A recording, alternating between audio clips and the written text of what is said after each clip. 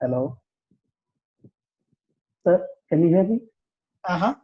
Yeah, sir. I'm Dinakaran. I'm doing church ministry, church planting ministry in Chennai, in a church called Tamil Baptist Church. I've been doing it for around 13 years. 30. 13, 1 3. 13. Yeah, 13 Okay. years. And I'm married and I'm having 2 daughters, sir. Oh, lovely. Thank you. Tambi. Unmute. Sir, good morning, sir. How are you, sir? Good, Tambi. Fine, sir. Sir, I started church ministry at Newsread since 5 years. So, church name is Grace Baptist Church. And I got married in 2014, as you know. I have 2 daughters. Yeah. Oh, 2. 2 daughters. How is your Dad is fine and and dad is fine and mom is fine. Sir. Dad, a few days back, he had brain stroke. He was admitted in hospital. In the brain, he had 2 blood clots. When on the starting day on May 21st, his voice was gone. He is unable to speak now. But he is able to walk and he's able to recognize and do everything. But he's unable to speak clearly and fluently. He's getting better, sir. He's getting better. We are under medication. He's doing good. any speech therapy? Does he need any speech therapy or anything? No, sir. He don't need any speech therapy. No physiotherapy. Nothing. Everything is fine, but only the voice he's not getting fluently. He can speak, but his voice is not fluent, not clear. Slowly, he's able to speak outside. He's good.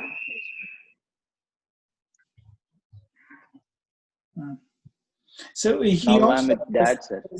There's also a church that he was pastoring. I'm in right now in Vijayawada, sir, with dad. I'm taking care of dad and this church here and the church where I have started in Newsweek. Both I'm taking care of. Wow. And my sister, she got married and they are doing ministry in Wongol. And she had a daughter and a son. A few days back, on March 4th, she conceived and had a baby boy. So they are doing good, sir. They are in the ministry now. You said Orango? Ongol, sir. Ongol. Okay, that's a different. Ongol, Prakasham district. Yeah, now the time goes to Brother Lokesh from Bangalore, Karnataka. Unmute your mic, please. You have to unmute your mic, Lokesh. Is it okay? Yeah. Okay. Hi, sir. Good to see you after a long time, sir. How are it's you? me, Lokesh. Yeah, doing good. Thank you, sir. How are you, sir? I'm good. Okay, I'm so happy. I used to meet Nobi, sir, in ACA, but I could see you today. Okay, sir. Just I'm working under Philip 9. We have a small congregation in Mysore, Karnataka. Heritage Baptist Church.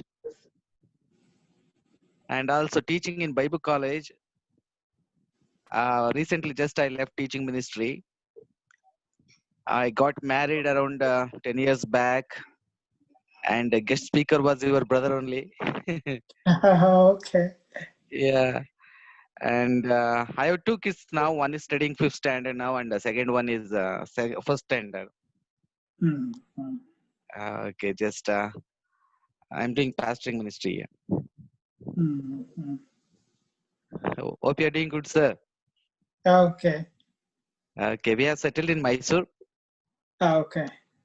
You might have been in Mysore. Passed through, but didn't get to visit Mysore. Okay. Yeah. Uh-huh. Because it is It, near to Kerala, therefore just I asked. I know. Sultan Batheri is where my Mm. grandpa was, and so, Okay. but didn't go visit Mysore at all. Okay. Even now, sir, around 3-4 times visited Mysore, even to my hometown also. For Christmas occasion, I had taken him to my native.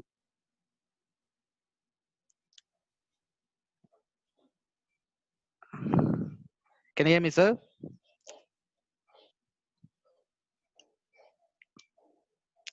Hello?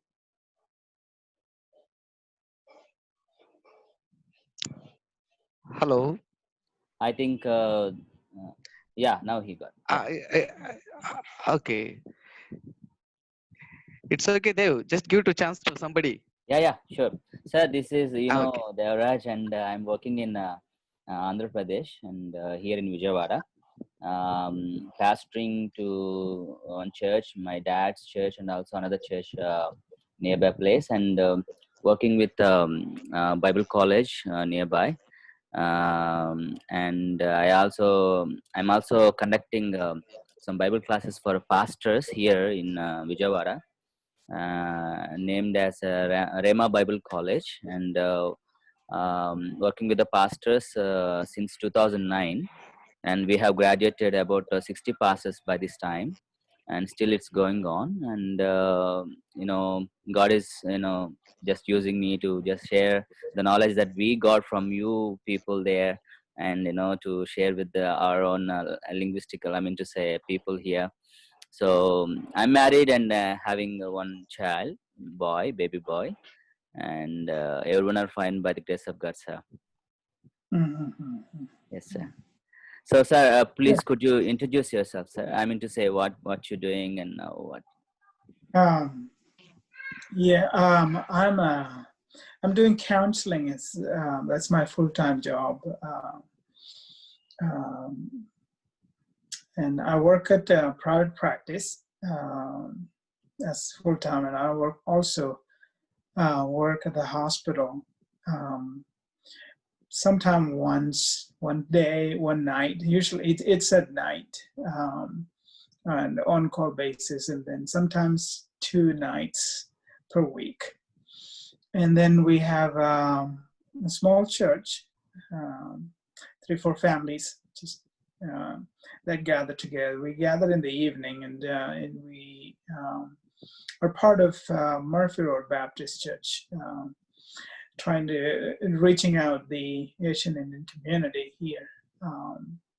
And here reaching out the community, it's kind of challenging that we don't have the freedom of going to their houses, and people are busy.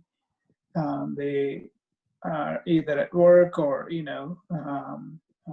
with family, and so rare we get to meet them if we do not know them personally. So I use sports, and so I play volleyball, badminton, to build a relationship, and then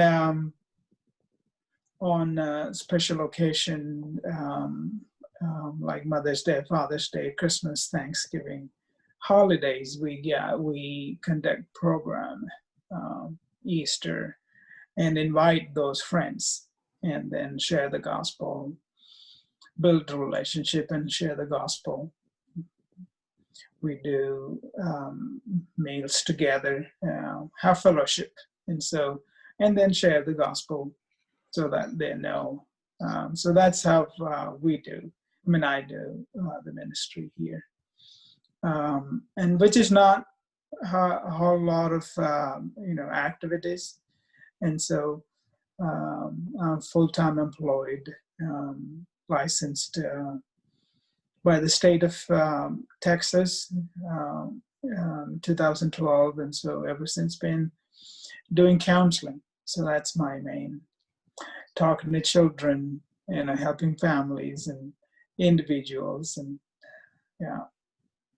So that's and my wife, Lizzie, she's also working. She's working at the hospital. And my older son is 21. Oh my. He's going to college and Uh-huh. almost done with them. And he has a few more credit hours left. And so pursuing mechanical engineering. And my youngest son graduated from 12th grade yesterday. Yeah. Yesterday was his graduation. So with all the social distancing and everything here. But glad that most of the schools, they only had virtual graduations. But their school was able to do the graduation. They rented out the biggest, a big stadium and did that with the social distancing. Yes, So sir. that went, yeah. Yeah, that's pretty much everything about me. Yes, sir. Thank you, sir. And now we have Sister Grace and also Brother Binu from, I don't know, he's staying in foreign, it seems. So could you please introduce yourself and say what you're doing now? Unmute your mic, Grace. Unmute your mic. After this, we'll Good morning, start. sir. Hi, Yes. You may not know me, you may not remember me, but I know you very well, sir. Your teachings are so great. I like to listen to you. That's why today I joined this meeting. Binu, are you able to speak? Yeah, Binoy is muted. Yeah. Unmute your mic. Devaraj, you can unmute them too. Yeah. Can you hear me now? Yeah, yes. Yeah, we can hear you. Hello, sir. Good evening and good morning to you all. Wow, it's been so wonderful to see you all. Any plan of coming down to Texas? Well, actually, we had a plan, but due to this situation, Yeah. just. Hello. Hi. Good to meet you. Yes, good to see you all too. Yeah, good to see you too. All right, so thank you, Binu, for the introduction, and my classmates is Prof. Binoy T.K. Okay. He's in Texas. Okay. right. So thank you, Binu, and we shall start the meeting. And I would like to ask Brother Thambi to please open the prayer. Open with prayer. Let's pray. Gracious God, Heavenly Father, thank you so much for your wonderful morning you have given to us this day. As we are going to start the class with our world of friends, please teach us, please guide us, please give us good knowledge so that we can epic our lives and we can put that in our ministry. As we are going to learn some things today, give us good health. Everything we commit into your mighty hand. In Jesus' name I pray. Amen. Amen. Time is yours. I was asking Devaraj about when he scheduled and what we would discuss about this time, and with the challenge of doing ministry at this difficult time, I thought that would be a good one to talk about. And I cannot speak for anyone because my ministry is not affected. Of course, we are not meeting, and but my work has not been affected yet. So therefore, I do not know the challenge, but I can imagine with, here we have churches online and people have the possibility of giving to the church online. But I do not know how is the situation with you all, and so I'm just wondering how are things with the virus, and I heard that the churches they are back opening back up, and churches are allowed to have host meetings, gather together. Yes, sir. Right now it's going on that way. Yeah. Oh, okay, okay. So we might have gone through some difficult times, but good that things are opening back up, so at this time when we go through some difficult times, this is where our values are tested. The core of who we are comes to question, when we go through difficult times, and the values that we hold can be challenged very much because of the difficulties that we go through, and the integrity of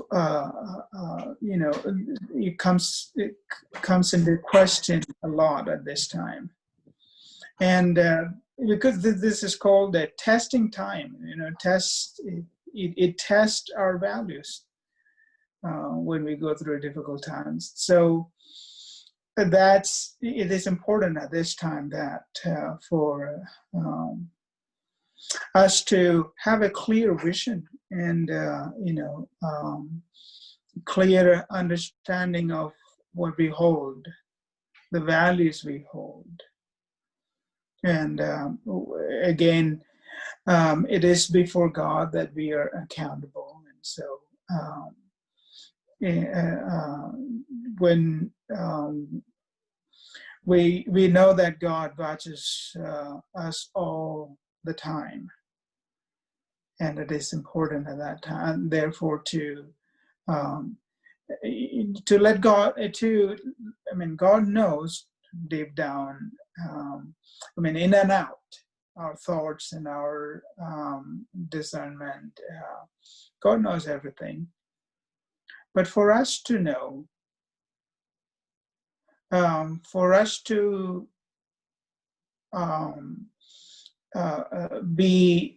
to confirm for ourselves what really matters, and that this is not when we look at people, stories that are written in the Bible about people who have gone through difficult times, we know that it is not permanent. It is a season, and that has a beginning and that has an end. And which means that we will come through. And now, we are coming through these things. We are not yet at the end of the tunnel, but we can see some light at the end of the tunnel. And that always, seeing the light at the end of the tunnel always gives us ray of hope and courage, and to run and to fight honestly, and hold on to the values. You might have seen some of the books that are written, if you have read, and or movies that you have watched. Closest friends become foes when they go through difficult times. And it's because, whether it is fight for the food, or, fight for the sustenance of the survival, there's it put people to the test. And therefore, when we, especially those we who are doing ministry, for us to it is important for us to be willing to suffer, be willing to go through this, and hold on to that which we teach, that which we have preached, we have given, we have spoken, we have shared, encouraged others. I'm not saying because, I'm not going through difficulties or struggles, but I have gone through. And to the fullest, extremities, and people who know me and have known, may know about it, and some, but not all. But so I'm not saying it because I am not going through this, but when we hold on to, even when we go through such difficult times, when we hold on to, we know that there is the end of the tunnel. There's this is a season, this too will pass. That will give us the courage to hold on to what we value the most. That is, the integrity, the love, being truthful to God's word, and being truthful to the heaven-bound values. We set our eyes on things above. That's why the Bible calls us for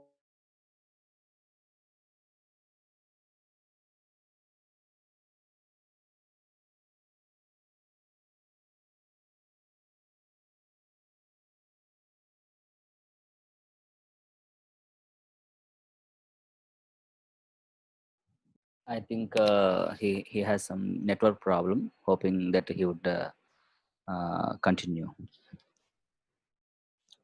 Let's stay on. Yeah. Sir, please unmute your mic, sir. Sir, please unmute your mic. Yeah, it got disrupted. Sorry. I don't know what happened. But yeah, so sometimes when we go through difficult times like this, it is good to be wise. It is good to be wise. There are sometimes God's provision comes directly. Sometimes, we have to be wise in managing what is in our hand. David had lots of victories.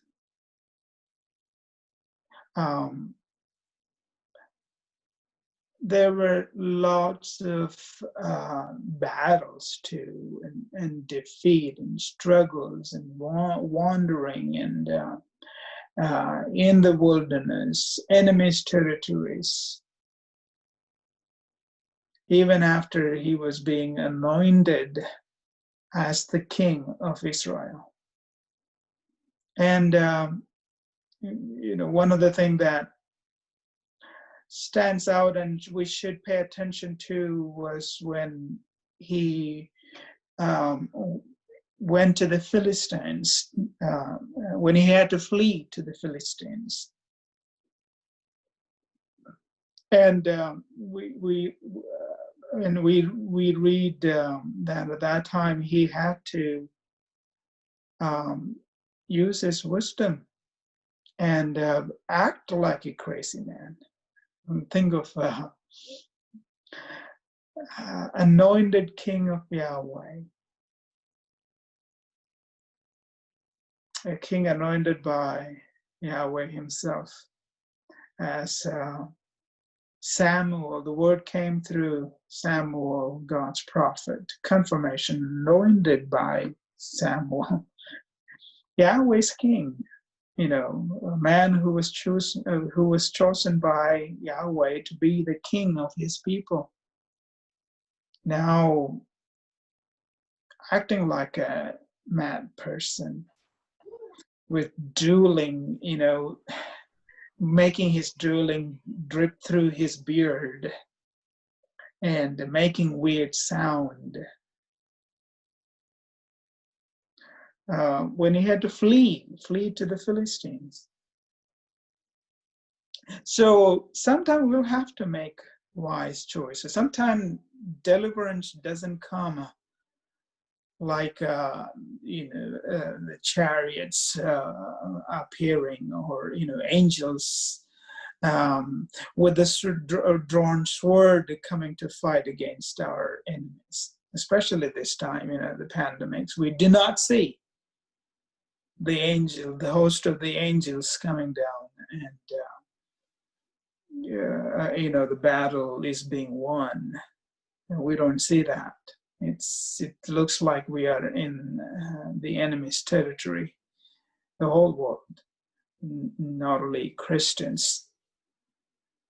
And so we, the wisdom that God has given to us, it is,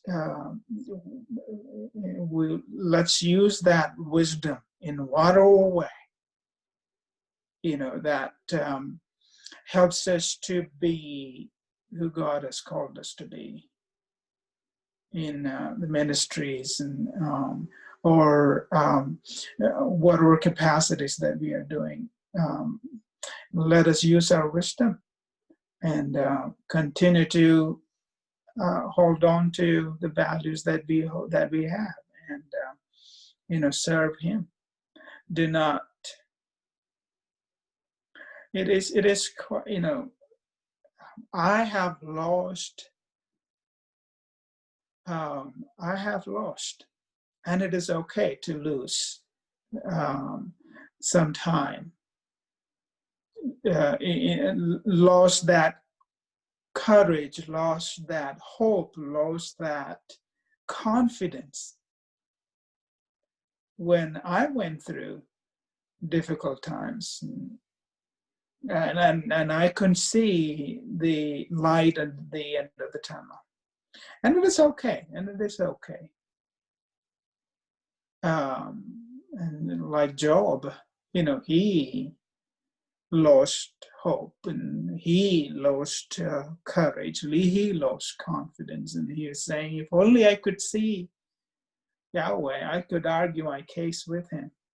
In fact, Eliphaz was, there will be people that say, like Eliphaz, the famine, God is a God who delivers us from all famine. And if we are, faithful to Him, if we love Him truly, if we are righteous, if we walk in His ways, if we are found faithful, then God is the God who delivers those, us from all the famine and the enemies. He is the one who gives us victory. And so if you are suffering, that because you are not being faithful. And there will be people that trying to take advantage and make you frightened and tell you that there's something wrong with you, that you're going, and that's why you're going through this. And when we listen to some of it, those sayings and wants to prove, material blessing is the gauge to measure God's blessing upon our lives. We may be tempted at that time. So holding on to the true values that we hold at that time is very essential, and so that's my encouragement. As one who has gone through struggles, as one who has gone through a harder time, hard times, not only just, recent years, but even from childhood onwards, there were tides. I've gone through the tides. And so as one who has been through the tides and has seen, so that's my encouragement. Do not lose heart. Do not lose heart. Hold on to the values that you hold, and you will see the light at the end of the tunnel. Any comments, any experiences, and what's going on with would love to hear and share, and so each of us can hold each other in prayer, and as the body of Christ. There's so if anything that anyone wants to share, you're Sir, welcome. Yes, sir. Sir, I have just heard that from one of my friend from USA, speaking that we have to get ready for the coming of Antichrist, because the situations are like that, and now everywhere we see the world is going peaceless world right now, and that's where the Antichrist comes, like trying to show the peace to the nations and like that. So here in India, the situations are different, but there in US things are different. But how do you say that? Are we really at the time to see the Antichrist? Of course, we know that after the rapture only the Antichrist will be shown up. But are we at that time? I mean, is the world is getting ready for that kind of introduction of the Antichrist? I mean, how to understand these things and the calamities happening right now in the world? One thing about the relationship with God, always, God calls us to love, and our relationship with God is always based upon His love towards us, not because our love towards Him. And so His love never changes. And so we can be confident at every time. There is no place of fear in a relationship with God, and it does not play and it does not contribute anything to the relationship with God. And when that did, the disciples asked that question: when is your coming? Jesus said, "Neither I." So the time we do not know. And again, the motive of that, I mean, what does that call us to? The end time is near, or Antichrist is coming. What does that cause us? It causes us panic. It causes us fear. It causes us to draw closer to God out of fear, which is not the basis for relationship with God. That's not what God calls us. And that is not, our relationship with God is never based upon our love or our fear. Our relationship with God is purely God's choice. He has chosen us. And it is based upon His love. So only God knows what time it is, no matter when. We do not know the coming of Christ. It has always been the next moment. It has always been the next moment. We should ever live. And the apostles lived with that. How many days and years have gone by, And so, were they wrong in expecting Christ then the next moment? No, they were not wrong. And that's the type of life that calls us. It could be now. It could be the next moment. It could be 1,000 years from now. We do not know. Let us give that to God. We're called to be stewards. And so, it doesn't matter. We should be loving. We should be stewards as if our master is coming.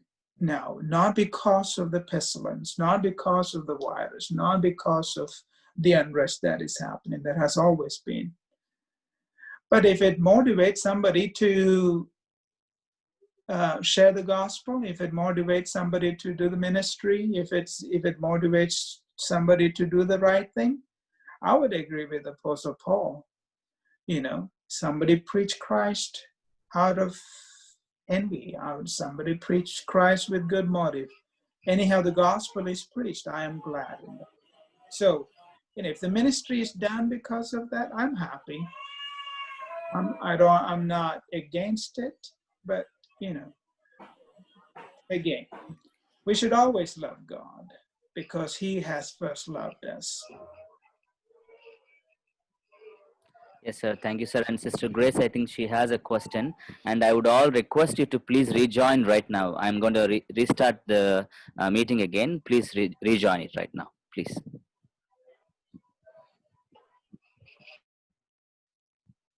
Just one concern that I had to ask was, right now in India, we're having a serious time, particularly in South, what I've been experiencing. There are certain group have come in South, and the theology that they are bringing into is it is truly terrifying, and that is what they say. Once you are saved and you are permitted to do anything. In a sense, Christ died for you, and He died for your past and present and future sin. And hence, even if you do something tomorrow, and he has been died for that. And hence, it doesn't matter, because your sin doesn't make your position shaken, and the position is secured. And in that context, like how is to be encountering them, and how is to be, probably I think defending them, and that is a concern, in particularly in South right now. Of course, in Northeast this has been so rampant, but South it is coming up. And every day I got messages, every day I get call, and they ask me to join in the group, and time and again I join with them, and I listen to them, listen to their talks, and it has been a concern for me in the South particularly. Well, theologically, and you all know that I'm not a theological teacher nor taught theology so much, but one thing I know from a pastoral point of view, or from a personal point of view, personal life point of view, or that an enriching point of life point, I would, whenever we do anything that is not, whether it is a sin or crossing the boundary, or we cross somebody's boundary, like sin is crossing God's boundary. And so whether it is in sin in that way, or if we cross someone else's boundary, we have the consequence. And the consequence comes many ways. And so if we are willing to suffer the consequence, we are the ones that end up losing. And so if those that teach, if their motive is to encourage others to indulge in sin, that is a misleading. But if their motive is to strengthen their confidence in God, to love God because of what Christ has done, and thus serve Him more vigilantly, then that teaching is good. But if someone take it in a wrong way, again, it depends upon who takes it. If someone take it with a motive that, oh, that's a license for me to do anything that I want, they are the ones that end up suffering. We do not know, but the Bible does not tell us that, we will lose heaven. So we leave it that, what are the consequences? We know that, eternal life is eternal. What are the consequences? We leave it up to God to, in God's hand. We know that it doesn't do anything good for that person. So let us leave it to that. Whoever takes it, let us not take it that way, but let us take it, again, whoever teaches, if their motive is to encourage people to indulge in, I doubt that. I seriously doubt that is the motive of people who teach that, you can do anything what you want, indulge in sin. But if that is a motive, then they are deceivers, and they are under God's judgment. But if their motive is to encourage them, give confidence, you don't have to fear God. You can be God has done what is needed for you. You can be confident enough in God, and therefore, don't have any doubt. Don't be burdened by your guilt. Then, that will help them thrive in their Christian life, which is a good thing. Yeah. And the point where also I'm a little concerned of is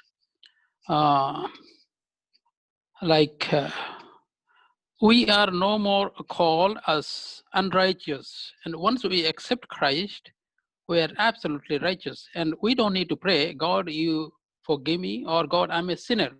There shouldn't be any word sinner uttered once you receive the Christ. And how far that could be accepted, how far that could be taken into?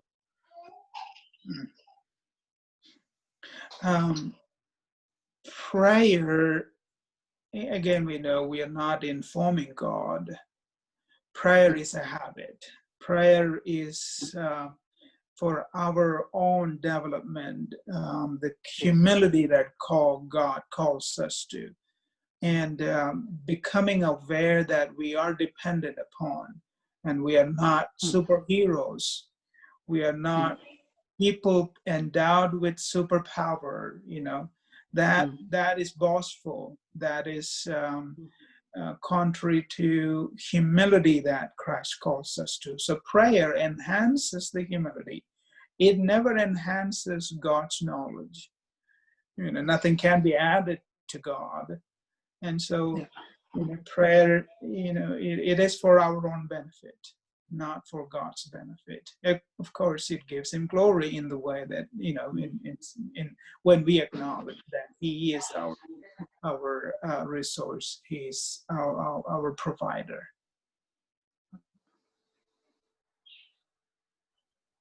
Yeah, thank you, sir. Thank you. Mm-hmm. Friends, anybody has any more questions to ask?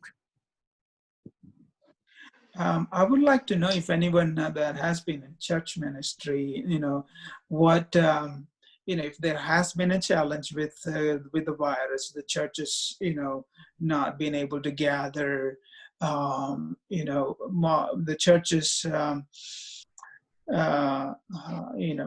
depend upon the giving of the people. That's our church. And We so, all have, sir. We all have. Everybody here who are having the churches have the same problem, sir. We are not able to conduct the meetings, or financially struggling. Many pastors, many not. Everybody are struggling with the financial issues when we concerned about the church gatherings and offerings or tithes or whatever it is. And now India is very much in a very critical situation right now. And now officially the lockdown is relieved, but still somewhere, some containment zones are going on, not able to conduct the churches, and even if we conduct, people are not, they're afraid of coming and attending the churches, and lots of things, sir, lots of struggles. Yes, sir, we have that. We have. And that's where, one of the things we too struggle here, is the school that we are here in teaching. And we talk about advanced technology. However, the people who come to the school, some of them are not reachable. Forget about internet. Even yesterday, one of the girls, she called me and she has to climb the mountain to get the network. No, and she goes once in a while. And she called me after 1 month, and I asked, "Have you been to where WhatsApp? Because we have sent you some information." And she says, "Sir, hardly I could get the call." And that's what is a struggle for us. Now we are planning and we are preparing for the online classes. It's been a tough business for us, and that is a concern. And even I do manage a church and a youth group where that medical college where I take care of them, and it's been a hard time that I could able to connect them, and it's a tough time. And we are having 6 o'clock service here every Sunday.